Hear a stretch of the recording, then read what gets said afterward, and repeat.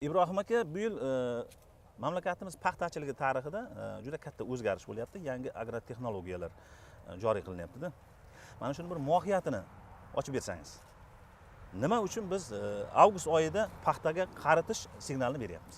Umuman juda ham to'g'ri savol. Sababi nafaqat paxtachilikda biz mana dunyo fani ham hozir tushunyaptiki, qishloq xo'jaligi doim nav bilan ishlaganmiz. Doim navga urg'u berganmiz.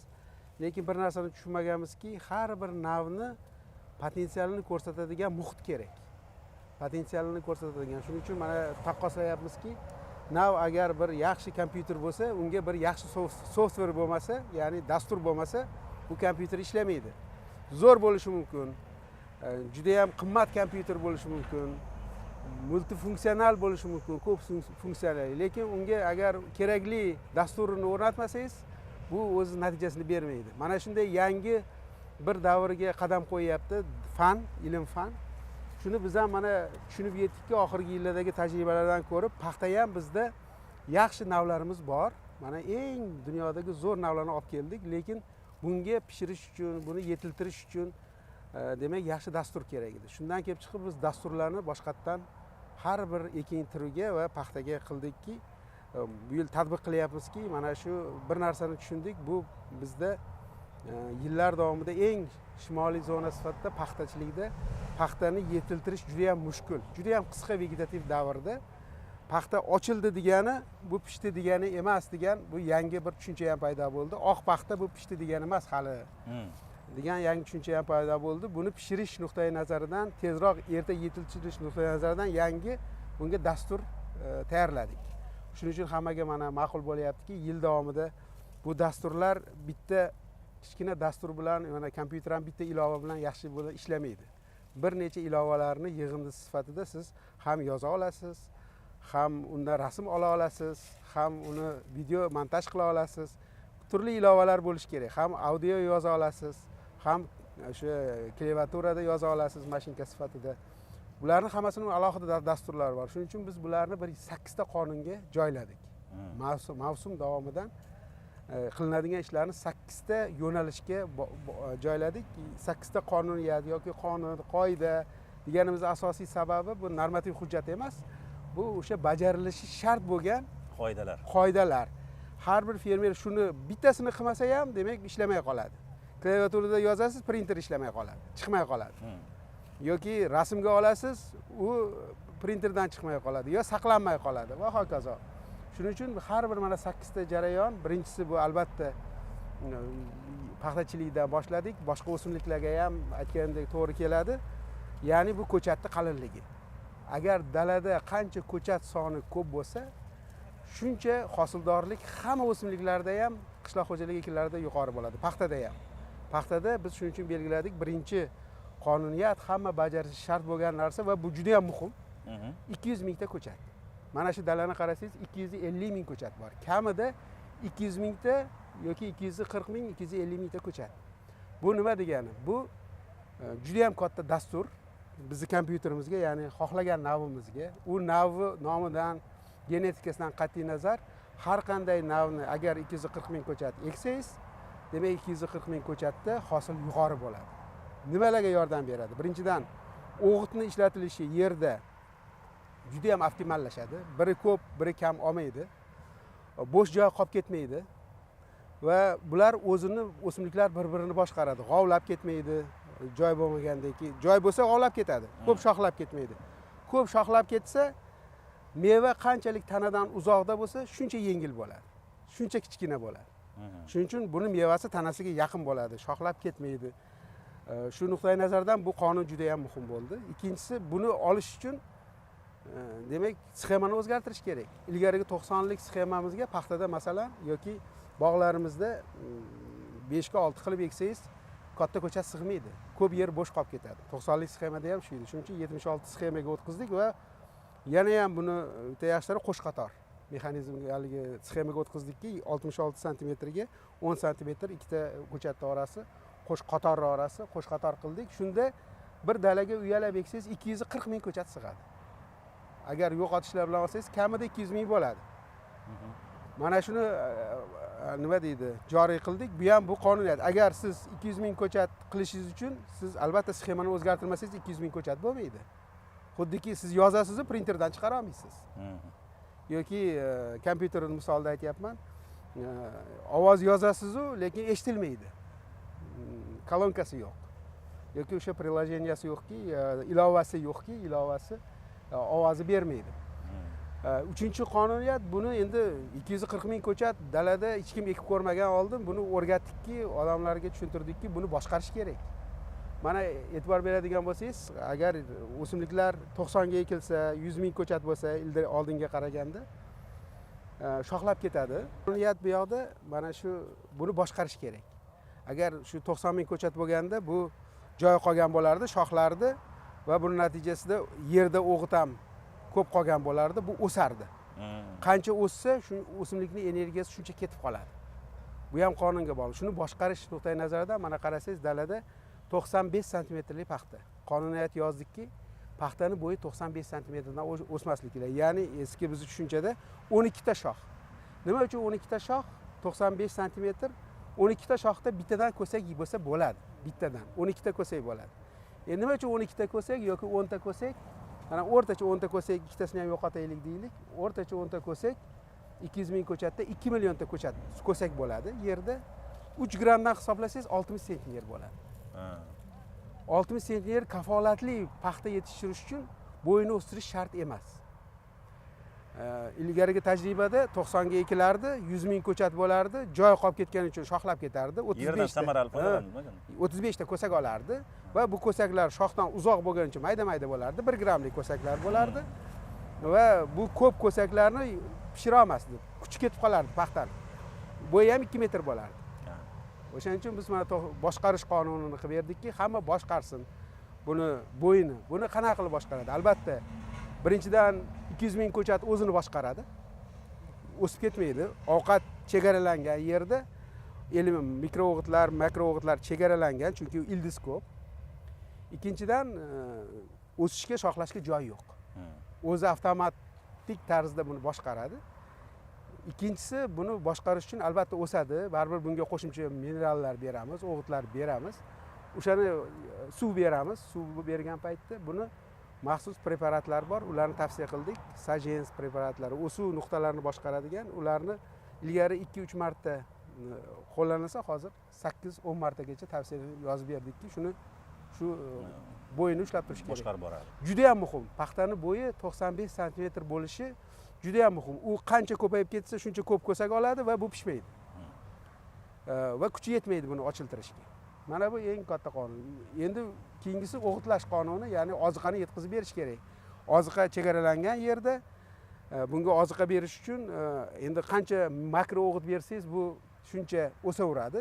Ham chegaralash kerak, ham oziqani to'g'ri berish kerak. Shuning uchun bu yildan mana shu 95 santimetrga ko'p ko'chatga ko'p o'g'it berish kerakmi? Og'iz ko'p yeydi deganlarga makro o'g'itni qancha ko'p bersangiz, u hech qachon hosildorlikka qo'shmaydi. Mana yillar davomida fan ham shuni o'rgandiki, qancha ko'p o'g'it bersa, hosildorlik shuncha ko'paymadi. Mana biz 600 kilogrammgacha azot berganmiz. Ilgarilari 300 kilogramm berganimizda ham 25 sentner edi, 600 berganimizda ham 25 sentner. Sababi to'g'ridan to'g'ri o'g'it bu azotga bog'lanmagan. Azotga bog'langan, lekin to'g'ridan to'g'ri katta, haligi masalan Xitoyda 135 kilogramm azot beradi, lekin 90 sentner oladi. Shuning uchun oziqlantirishni yangi qonunini qildik. Bu 4-qonun, oziqlantirdik. Ya'ni bunga bor kislotasi berdik, mikroelementlar berdik, makro o'g'itlarni o'sha me'yorida saqlab, bunga endi shu o'sib ketmasligi uchun asosiy ichidagi masalliqlari bor. Temir moddasi, marganes moddasi, molibden, kalsiy. Hech qachon buni paxtaga biz bermaganmiz oldin. Nimaga? Biz doim makro o'g'it berganmiz, o'stirganmiz, baland qilganmiz va hosildorlik hech qachon osmagan. Bu yil mana shu yangilik bo'ldi. Boshqa o'g'itlashda yangi qonuniyat kiritdik, hamma berish kerak. Bundan tashqari shu ko'saklarni yigirlashiga achitqilar berdik. Hech qachon bu paxtachiligida berilmagan, achitqi qo'llanilmagan. Achitqilarni berdik. Aspirin, asetil salisillik kislota berdik. Buni immunitetini oshirish, kasal 240 ming ko'chat siqilgandan keyin havo yurishi qiyin, kasal bo'lishiga chalinishi ko'proq. Shu nuqtai nazardan asetil salisillik kislotani ko'paytirdik. 201-qonunga mosladik. ikkinchi qonunga mosladik. O'g'itlashni birinchi va ikkinchi qonunga mosladik. Agar birinchi, ikkinchi qonunni qilsangiz, o'g'itlashni yana eski tizimda qilsangiz, demak bu ham yana xuddi kompyuter ishlamagandek bo'ladi. Bu bitta katta ilova. 5-qonun endi shuncha ko'sak oldi, 95 santimetrli paxta 2 millionta ko'sak bo'ladigan bo'lsa, bu O'zbekiston sharoitida mana shu avgustda birinchisigacha olganlari taxminan oktyabr o'rtalariga pishadi. Haqiqiy unda teradigan darajaga keladi, 20-oktyabrlarga pishadi, bo'lmasa 1-noyabrga tayyor bo'ladi dala. Unda kechikib ketadi. Bizning sharoitimizda 1-noyabr har yil ham yo'q. Shu nuqtai nazardan endi o'yladik, qonunni 5-sini yozdikki, endi buni qanday qilib oldinlashtirsa bo'ladi. Hech qachon qilmagan ishimizni qildik. Butun dunyo ham bu masalalarda bunaqangi tajribasi yo'q. Ya'niki buni o'simlikni erta pishirish, ingliz tilida senescence deydi, qaritish imkonlari bor. Etilen gormoni, qarish gormoni, shu etilen gormonini moddasini foydalanishni yo'lga qo'ydik. Bu paxtachilikda yangilik emas. Oldin qilingan, foydalanilgan butun dunyoda shu etifon preparatlari, etilen asosidagi preparatlar mavsumi oxirida bargni to'kish bilan birgalikda ishlatilgan. Va bu dunyoda ham Avstraliyani olasizmi, Turkiyani olasizmi, Xitoyni olasizmi, mavsumi oxirida buni ishlatadi. Va bular albatta defoliatsiya, bargini tushirish jarayoni bilan, bu mashina terimiga tayyorlash nuqtai nazaridan, bargini olib tashlash nuqtai nazaridan ishlatiladi. Lekin buni o'yladikki, buni biz agar oldiroqqa surish kerak bo'lsa, 1-avgust juda ham qonunni 5-qonunni eng haligi nima sezgir nuqtasi 1-avgust. Qizil chiziq chizdikki, butun fermerlarimizga 1-avgustgacha 4 ta qonunni 4 ta bajarib, 5-qonunni 1-avgustda tugatish, ya'ni pishirish qonuniga o'tish. Va bunda etilenni shu gektariga 72% etilen bo'ladigan bo'lsa 2 litr, 48 bo'lsa 4 litr sepish kerak. Nimaga shuni qilish kerak? Sababi mana shu bargda mana bu sepilgan dala, etilen sepilgan dala, lekin agar sepilmagan dala bo'lganda hozir ko'k bo'lardi. Va pastdan endi 2 ta, 3 ta, bitta ko'sak ochilgan bo'lardi. O'tgan yillarda holatimiz dalada shunaqa edi. Lekin bunga etilen gormoni berilgandan keyin bu jarayon tezlashdi, ya'ni bargdagi ovqat zavod birinchidan to'xtadi. Mana shu bargdagi shakar sintez qiladigan, ovqat sintez qiladigan zavod to'xtadi. Bundagi shakar tanaga o'ta boshladi. Mana ko'saklarga o'ta boshladi, ko'saklar yiriklashdi. Mana qizarishni ko'rgan ko'saklar ham mana qizardi. Ko'saklar ham qizardi va bular yetildi. Va buning natijasida juda katta pishish oldinga 1 oy oldinga surildi. 1 oy oldinga surildi. Endi mana shu 1-avgust juda ham qiziq hammaga. Nima uchun 1-avgust? Hamma dalaga 1-avgust sepish mumkinmi? Yo'q. 1-avgust hamma dalaga sepish mumkin emas. Qaysi dalaga? Qonunda aniq belgiladikki, 10 ta ko'sagi bor, 200 ming ko'chat. 10 ta bo'liq ko'sagi bor dalaga agar 1-avgust kuni bersangiz, 10 kunda mana dala mana shunga 10 kun bo'lgan. 10 kunda dala mana shunday bo'ladi. Bugun 12-avgustda, 1-avgustda sepilgan dala turibmiz. Mana shu holatga keldi. Agar sepilmaganda nima bo'lardi? Endi bitta ikkita ko'sak ochilgan bo'lardi. O'tgan yilgiga solishtirganda mana fermer bilan gaplashdingiz hozir. O'tgan yili hali sepilmaganda bu ko'k dala bo'lardi, gullab yotgan dala bo'lardi. Hozir mana qarasangiz, bitta yarimta uchramasa, guli yo'q. Ya'ni etilenni yaxshiligi ishtiyoqni so'ndirib, kuz tugagani bo'yicha signalni berib, kuz kelyapti, qish kelyapti signalni berib, o'simlikni butun yiqqan, men meros deb ko'proq yaxshi ko'raman. Merosini shu bolalari bo'ladigan bo'lsa, bolalariga sekin bo'la boshlaydi. Va buni biz mana 5-qonun qilib fermerlarga tushuntirdik. Hozir mana shu 1-avgustga 400 ming gektar yerimiz tayyor edi. 900 ming gektar yerga paxta ekkan bo'lsak, 400 ming gektar yerimiz 1-avgustda 10 ta ko'saklik 200 ming ko'chat. Bu nima degani? Har bir ko'sakka agar 1 grammdan qo'shilsa, etifon sepilgandan keyin bu degani qo'shimcha 20 sentner paxta paydo bo'ldi degani avgustda. Mana avgust 10ida. Mana shu dalani o'lchadik. Etifon tegmay qolgan joylardan 10 ta ko'sakni olib qo'ysangiz 44 gram. Bu 4 grammga to'g'ri keladi bittasiga. Mana shu daladan hozir qo'limizda yig'ib borib qo'ydik 10 ta ko'sakni. Etifon sepilgan joydan 6-7 gram, 6-3 grammgacha. o'rtasidagi farq 1,5 grammgacha farqi bor. 1 gram bo'lganda o'rtacha endi aytganda 1 gram bo'lganda 20 sentiyani qo'shimcha hosil.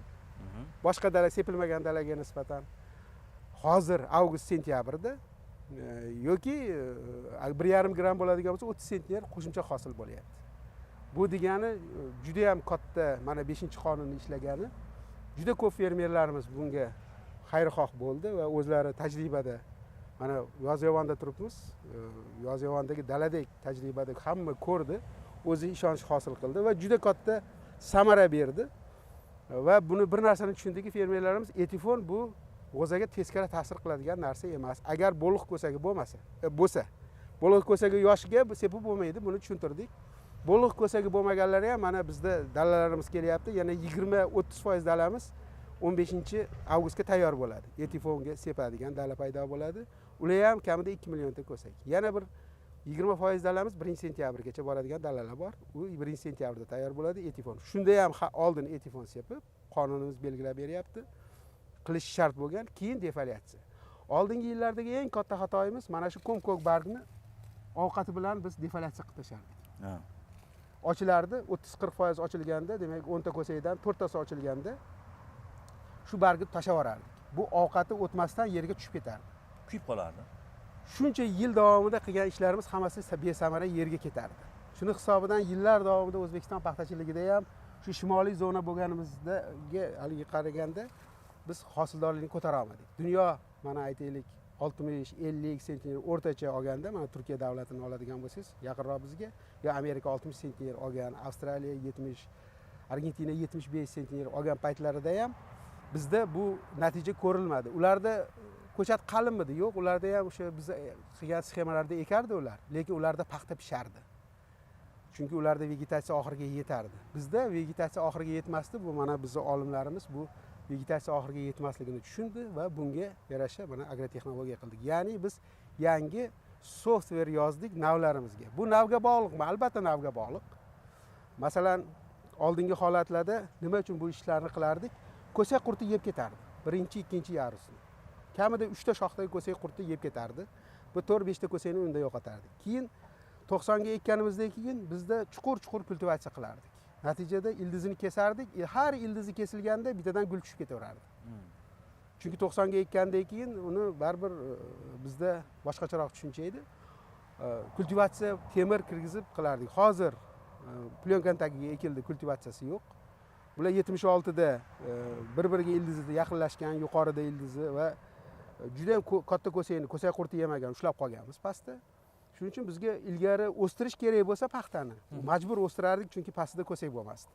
Hozir buni mana prezidentimizning asosiy tashabbuslari bilan shu yangi navlar olib kelindiki, ko'sak qurtiga chidamlik.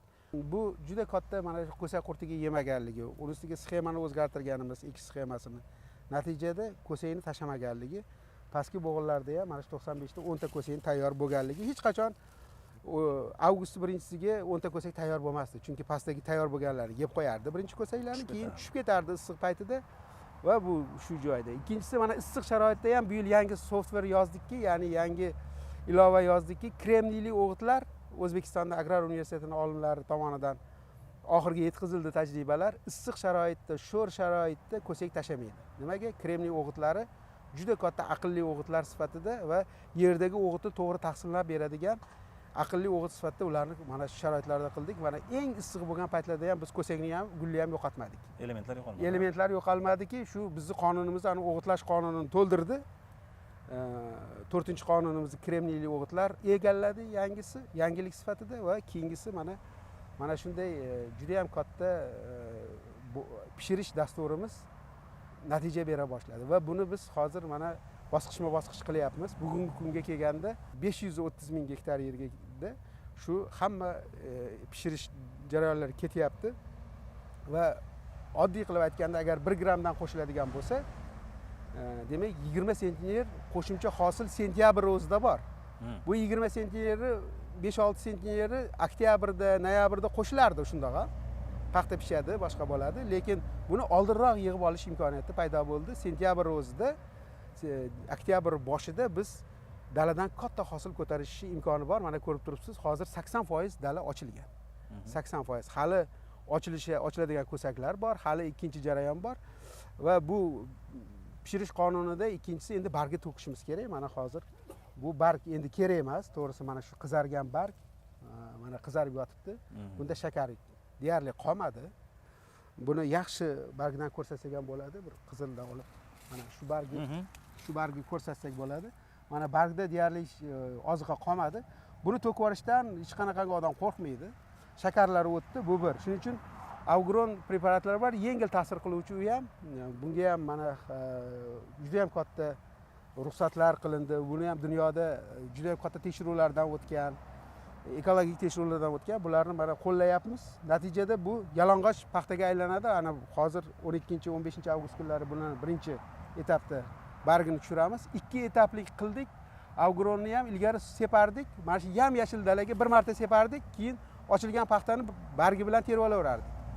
Bu juda ham noto'g'ri ekanligini keyin tushunib, mana bu yil dasturimizda 2 marta buni yalang'och qilib va eng muhim bosqich hech qachon buni qilardik, yarim qilardik. Uni ham sentyabrda Avgron sepib qo'ysak, keyinroq borib ko'm-ko'k dalaga ham magniy xloratlik defoliatsiya qilinadi. Desikatsiya qilardik. O'sha defoliatsiya ham qo'shilib ketardi. Buni natijasida bargi tolalarga yopishib qolardi va sifati buzilardi paxta. Ko'sak ham pirtak bo'lib ochilardi, yengil ochilardi. Bundan dehqonlarimiz qo'rqib qolgan edi. O'shaning uchun ko'p odam desikatsiya ham qilmas edi. Defoliatsiyaga ham odamlar qo'rqardiki, bargi bilan tersak og'irroq chiqadi deb o'ylardi. Chunki etifon ishlatmasdi ular. Etifon bilan sepganlar ham qo'shib separdi, effekti juda ham kam bo'lardi. Butun dunyo qo'shib sepgani uchun biz ham qo'shib sepaverardik. Avstraliyada qo'shib separgandirdik. Shuni to'g'ridan to'g'ri bu yoqqa olardik. Shuning uchun bizda bu programma yaxshi ishlamagan edi va biz mana 1-sentyabrdan juda ham katta programmani hozir rejalashtiryapmiz, dasturni. Bu quritish dasturi. Qachon paxta pishadi? Agar uni poyasi qurisa pishadi. Shunda ko'sak yana kattayadi. Yana 1 gram qo'shiladi. Bu degani agar hozir etifonda 1 gram qo'shib olsak, bargini to'kib quritish davomida ildizdagi ovqat, hech qachon biz ildizdagi ovqatlar haqida o'ylamasdik. Ildizdagi juda ham katta boyligi bor buni, o'sha boyligini tepaga bolasiga berishini o'ylamasdik. Shuni hozir ildizdan chiqarib, poyasidan quritib olib, o'tgan yilgi tajribalar shuni ko'rsatdiki, agar shunday tashab qo'yib terilgan dalalar desika bargini to'kib, poyasiga tegmasdan dalalar 60 sentnerdan paxta berdi o'tgan yil. Yomon bo'lmadi paxtalarimiz, lekin qaysi dalani quritgan bo'lsak, 110 sentnergacha paxta berdi. 103 sentner, 110 sentner paxta berdi. Demak, yana qo'shimcha juda ham katta bizda imkoniyat bor. Mana bu dalani nima qilish kerak, shuni qildirishimiz kerak. Keyingi qonunni yozdik. Endi bu ko'sak qurti bilan bog'liq. Ko'sak qurti yemasa shu bo'ladi. Agar ko'sak qurti yeb qo'ysa siz 95 sm da buni qila olmaysiz. Bunaqangi paxta qila olmaysiz. Ko'sak qurti yemasligi uchun biz qochoq maydonlarni ko'sak qurti yeydigan dala maydonchalarini tashkil qilib qo'yapmizki, hammaga majburiy qildikki, dalani boshida agar ko'sak qurti yemaydigan paxta ekadigan bo'lsanglar, boshqa navi ekib qo'yinglarki, uni yeb tursin. Tabiatda balans buzilib qolsa, keyin jazolaydi. Ko'payib ketib qoladi u qurt. Shuning uchun buni qildirdik. Bu ham juda ham muhim. Agar shuni qilmasangiz, 1 yil hosil olasiz, 2 yil hosil olasiz, 3-yil bu hosilni hammasini yo'qotasiz. Chunki 95 ga o'rgatgansiz o'zingizni, pastdagi ko'sak 12 shoxdagini ko'sak qurti yeb ketadi. Keyin yana buni o'stirishingiz kerak bo'ladi. Shuning uchun juda ham muhim qonun. Qochoq maydonlarini qildirdik. Bu nazoratga olingan, registratsiyadan o'tgan tartib. Buni tartibini ham qilib berdikki, bu shunchaki og'zdagi gap emas, bu qonunni, ya'ni o'sha qochoq maydonlarni qilish tartibini tasdiqladik Adliya vazirligidan. Har bir fermerimiz bunga hozir mana amal qilishni boshladi. Keyingi qonun endi ekologik qonun. Ekologik qonun mana hozir endi juda katta maydonga, mana shu maydonni ham qarasangiz, plastik materiallar ishlatilgan. Ya'ni plastik mulchalashni ishlatganmiz. Bu juda ham katta samara beryapti. Ko'sakni saqlab qolyapti, suvni tejayapti, tomchilash qilganmiz. Lekin bu plastik materiallar yerda qolib ketsa, yer tirik, tuproq tirik, yerni bo'g'ib qo'yadi. Xuddi o'zingizni plastik qop bilan kallangizga kiygandek tasavvur qilsangiz, buni yaxshiroq tasavvur qilasiz. Yer tirik. Shuning uchun yildan yilga hosildorlik tushib ketaveradi. Har yili 10% hosildorlik ketadi agar yerda qolib ketaversa. Buning natijasida birinchi qonun ham, ikkinchi qonun ham ishlamaydi.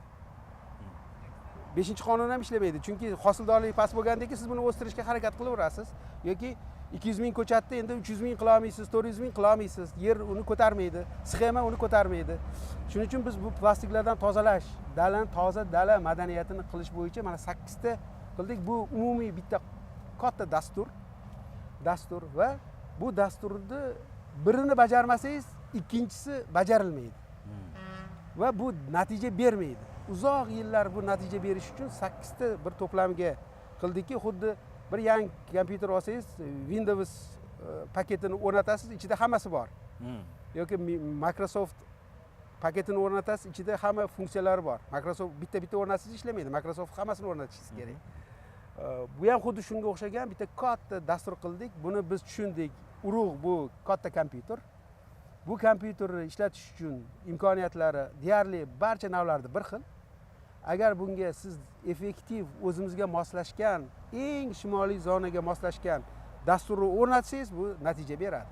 Va buni yilni boshidan, yanvardan boshlab mana bugun ko'rib turgan dalangizdagi natija va fermerlardagi katta imkoniyat. Endi bunda eng katta qiziq joyi qayoqda? 1-avgust.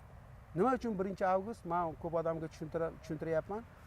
1-avgust nima uchun bu 10-avgust emas? Nima uchun qayerdan olindi bu 1-avgust? 1-avgust bu marra bu yil uchun ishlamagan bo'lsa ham, ko'pchilik dalasi 1-avgustga bu yil tayyor bo'lmagan bo'lsa ham, lekin keyingi yillar uchun 1-avgustga hamma o'tish kerak. Keyingi yillarda hammani 1-avgustga o'tkazish uchun 1-avgust programmadagi, dasturdagi eng muhim marra. Buning uchun nima qilish kerak? Vaqtli paxtani ekish kerak. Chunki 1-avgustga tayyorlash kerak. 1-avgustdan o'tgan paxta noyabrda pishadi. 1-avgustdan keyin olingan ko'sak noyabrda pishadi. Bizga noyabr yo'q. Shuni hisobga olib 1-avgustgacha ko'sakni shakllantirib olishimiz kerak. Shuning uchun dasturdagi eng qiziq joyi ham va yangiligi ham dastur 1-avgust. Mana shu 1-avgustga agar biz hamma bu yil mana 40% ni tayyorladik dalamizni. 40% dan ko'prog'ini. Narigi yilga bu 100% tayyor bo'lish kerak.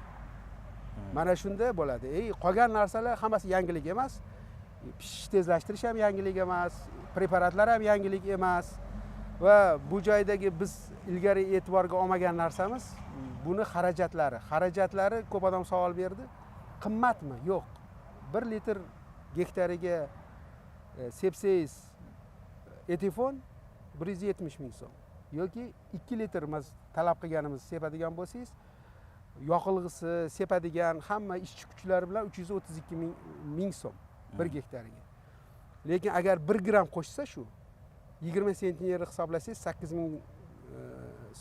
ming so'mdan bu degani 20 sentner 20 tonna 16 million so'm daromad. Qo'shimcha daromad. 332 ming so'm sarflab 16 million so'm daromad fermerga. Bu 50 barobar. Va qisqa muddatda 2 oyda bu qaytadi. 2 oyda bu 50 barobar bo'lib qaytadi. Shuni fermerlarga tushuntiryapmiz. Bu katta xarajat emas. Mana shuni dasturni ishlatilish qanchalik samara bo'lishi hammaga bog'liq, tushunishi hammaga bog'liq va bugun agar fermerlardan so'rasangiz, katta maydonda ekkanlar bu narsalarni ma'nosiga yetib bordi. 1-yilda juda ham katta masshtabda qildik buni. O'tgan yil 24 ming gektar yerda bu sinovdan o'tgan edi. Bu tajribalar Samarqand viloyatida va Qashqadaryoda oxiri algilarda sinovdan o'tgan edi, lekin sinovdan o'tgan edi, effektini, samarasini kichkina maydonlarda baholash imkoni yo'q edi. Mana bu yil hozirgi mana 10-avgustda defoliatsiyaga keladigan 15-avgustda to'liq pishirib 15-sentyabrda terimga tushadigan dalamiz 520-530 ming gektar yer. Buni samarasini to'la his qilib qila olamiz. Umumiy mana shunday. Agar shu o'rinda Ibrohim aka bitta savol bermoqchi edim-da. Yangilikni joriy qilish juda qiyin kechadi. Qabul qilish qiyin-da. Fermerlar qanday qabul qilyapti? Qanday munosabat bildiryapti? Albatta, boshida bu narsalar bir g'ayrioddiy bo'lib tuyuldi. Bularni o'sha fermerlar bu endi o'simlik ham tirik jon, o'zlarini hayotidagi merosni qanaqa qilib bo'lishidan kelib chiqib tushuntirishlar, seminarlar, prezidentimizni topshiriqlari bilan biz alohida seminarlar tashkil qildik. Har bir fermer dalasida, kerak bo'lsa dalada tashkil qildik.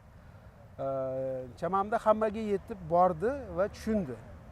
Va buni natijasida mana hozir shuncha kattaroq masshtabda bu narsalarga amal qilganimiz bor, lekin konservativ fermerlar bor, kutib o'tirgan fermerlar bor, lekin mana hozir shu fermerimizni o'zi aytyapti, bunaqa narsani o'zi kutmagan. Va ko'pchilik etifon sepsa bu bargi tushib ketadi. Mana qarang, barg tushmagan umuman. Birorta barg yerda yo'q. O'zi tabiiy tushganidan qaramasa qaraganlari, lekin bargi tushib ketmagan. Gullash yo'q, ishtiyoqi yo'q. Endi bu hamma avgust oyini boshida bunaqangi chamandek ochilgan paxtani ko'rmaganmiz hech. Hech qachon bu bizda bo'lmagan. Bizda har doim ko'zimizni quvontirgan narsa ko'sak bo'lgan. Ko'sakni sanab shuncha hosil bo'ladi deb ketaverganmiz. Aslida bu ko'sak etakka tushmagan. Hozir biz yangi davrda mana shu qishloq xo'jaligida prezidentimiz yaratib bergan mana shunday katta sharoit va mexanizatsiya davrida buni bilasizmi, qo'lda terimaydi bunaqa paxta. Hammasi ochilib ketgandan keyin bir marta mexanizatsiyaga tayyorlaysiz va desikatsiya bo'ladi. Bir martada terasiz. Shu bilan 100 sentner mana shu dala 100 sentner hosil beradi. Mana shu dala 100 sentner hosil beradi.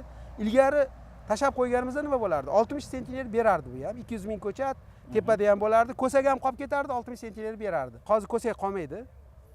Ortiqchalik yo'q. Hammasi ochiladi. Bir marta teriladi. 10 kun ichida bu dalani terib oladi fermer. Boshqa dalalarga qo'shib 100 sentner hosil bo'ladi. Qanday iqtisodiy samaradorlik kutyapsiz shu yil paxtadan? Bu yil endi bizda bu mo'ljalingiz borda bari? Bilasizmi, bu prezidentimizni marrani katta olinglar degan topshiriqlardan kelib chiqdi. Agar marra bizga 35 sentner bo'lganda, hech kim qaysidir vazir ham men ham balki yurmagan bo'lardim. Chunki 35 sentner tashab qo'ysangiz ham baribir yomg'ir yog'sa ham, qorda qolib ketsa ham baribir bo'lardi. Bizda har doim bo'lgan. Paxta ekibsizki, agar sal o'g'itini to'g'rilab bersangiz, sal mehnat qilib qo'ysangiz, o't bostirib yormasangiz bo'lardi. Lekin bu yil bizning marramiz juda ham katta. 4,5 million tonna marra qo'yganlar va lekin bizning imkoniyatimiz mana shunaqa dalalarimiz 90% 100 sentnerdan beradigan bo'lsa, biz 4,5 million tonna marraga yetamiz. Bu asosiy bizning maqsadimiz va bunga kafolatlangan 4,5 million tonna hosil qilish uchun kafolatlangan. U bo'lmay qoldi, yomg'ir yog'ib qo'yibdi, qori tagida qolib ketibdi degan gapdan qochish, unaqa bahona qilmaslik uchun bugun bu bahona hech kimga o'tmaydi. Hamma fermerlarimizga ham tushuntiryapmiz. Bugun kafolatlangan mana shu hosilni issiq kunlarda sentyabr hosilni yig'ib olishimiz, oktyabr o'rtasigacha, yomon kunlar kuz, qish kelib qolishidan oldin yig'ib olishimiz asosiy maqsad. Shuning uchun kafolatlangan hosil bo'lishi uchun mana shu ishlarni ham boshqaryapmiz, ham tushuntiryapmiz, ham dunyo ilmi ham o'zgardida. Bu ishlarni 5 yil oldin qilib bo'larmidi? Qilib bo'lmasdi. Nimaga? 5 yil oldin buni ko'sak qurti yemaydigan paxtamiz yo'q edi. 5 yil oldin qilib bo'larmidi? Hamma yoqdan o't chiqib ketardi, chopardik, o'zi 200 ming ko'chat qilib bo'lmas edi. 200 ming ko'chatni xohlasangiz ham qila olmasdingiz. Nimaga? O't chiqib ketardi, chopgani kirganingizda bitta o't bilan ikkitani qo'shib chopardingiz. Bu bo'lardi. Shuning uchun prezidentimiz mana shunday yangi navlarni olib kelib bergan sharoitda endi buni texnologiyaga aylantirsa bo'ladi. Buni demak har doim boshqariladigan, kafolatlangan, hosil oladigan texnologiyaga aylantirsa bo'ladi. Agar bu bo'lmasa-chi? Bu bo'lmasa qilib bo'lmaydi. Chunki qonunlarni o'zingiz buzasiz, majbur bo'lasiz, havo yomon kelib qoladi, chopasiz, o't chiqib ketadi. Mana bu yil ham juda ham bahor yomon keldi. Ser yog'in keldi. Ser yog'in keldi. O't agar boshqa yillar bo'lsa, bu yil paxta bo'lmaslik kerak edi bizda. Mana dehqonlar bilan gaplashasiz. Nimaga? O'tdan qutula olmasdik. Xarajat, o'tni chopishga ketgan xarajatni o'zi dehqonni charchatib tashardi. Bu yil unaqa bo'lmadi. Juda ham katta maydonga, mana shu 600 ming gektardan oshiq maydonga biz ekkanmiz. Glifofatga chidamli navlar. Bir marta glifosat bilan mana birorta o't ko'rasizmi? Begona o't yo'q. Begona o't deyarli yo'q. Agar pastda mayda chuydalari bo'lmasa, u doimo bo'lgan, suv bilan paydo bo'ladi. Chetlarida, o'tlarda bo'lmasa, dalaning ichida yo'q. Nimaga? Dala shu bilan qiladi. Paxtadan baland o't yo'q-da? Ha, paxta haqiqiy paxtazorga aylandiki, ko'p yerlarimiz shunaqa. Shuning uchun kafolatlangan mana shunday nima deydi, paxtachilik yoki kafolatlangan qishloq xo'jaligi dasturini amalga oshirish imkoniyati paydo bo'ldi. Ibrohim aka, shu suhbatimiz so'ngida mana shu yangiliklar fermerlarga nima beradi? Fermerlarga mana sizga aytaman. 14 million so'm xarajat, 50 sentner hosilni daromadi 26 million so'm. 26 million so'mmi 14 millionni xarajat. Mana shu hamma ketgan xarajatlarni hisoblasangiz, qolgani daromad bo'lyapti. 15 millionga, atrofida 14-15 millionga, gektarga qarab 70 sentner olganlarniki umuman juda ham ko'proq edi. Hozir mana shu 50 sentner olgan, agar mana shu pishirish dasturini qilib vaqtida ekib olsa, nima bo'ladi? Yana qo'shimcha gektaridan 16 million so'mdan bu sof foyda qoladi. Buni ichidagi xarajati sarfi 332 ming so'm. Bu mana fermer. Bu hali 16 million, o'sha 26 milliondan tashqari. Tashqari. Bu tashqari, chunki bu qo'shimcha hosil. 1 gramm qo'shganimiz hisobiga. Agar 2 gramm qo'shsa 32 million so'm daromad bo'ladi. Agar 3 gramm qo'shib olsa, mana Gurlanda kecha o'lchadik. Sepmasdan oldin 13 gramm edi, 14 gramm edi. Sepganimizdan keyin 22 gramm chiqyotdi. Bugun mana agro sepishdan oldin ancha pishib qoldi. 20 kun bo'lib ketdi, ular sal oldinroq sepgan edi. 20 kunning ichida 9 grammdan bo'libdi bittasi. Ya'ni 33 gramm chiqdi uchtasi. Buni ham e'lon qildik. Unumdor yerlarda ko'proq qo'shilishi, unumsizroq yerlarda kamroq qo'shilishi, lekin 1 gramm o'rtacha olib qo'shganingizda 16 million so'm daromad. Bu bir. Ikkinchisi, bu yog'in sochinga qolmasdan paxtani yig'ishtirib olish. O'ziga oson, yuqori sortlarga. Keyin buni issiq kunlarda terish oson, mexanikaga moslashgan, toza paxtazor bir martada terish. Xarajat juda ham kam. Uchinchidan buni tagiga ekish kerak, to'g'rimi? 90 bosta ekadimi yoki bug'doy ekish kerakmi? Buni tozalab tagiga ekadi va undan ham keyingi yilga katta zamin. Va qo'shimcha hosil degani bu albatta qarzdorlikdan qutulish degani, bu juda ham katta o'zini keyingi bosqichlardagi yaxshi urug'ga intilish degani, dalalar atrofini tozalash degani, yana obodonlashtirish degani, ko'cha ariqlar juda ham katta dehqonga foydasi bor. Mazmun suhbat uchun rahmat Ibrohim aka. Sog' bo'linglar. Charchamang.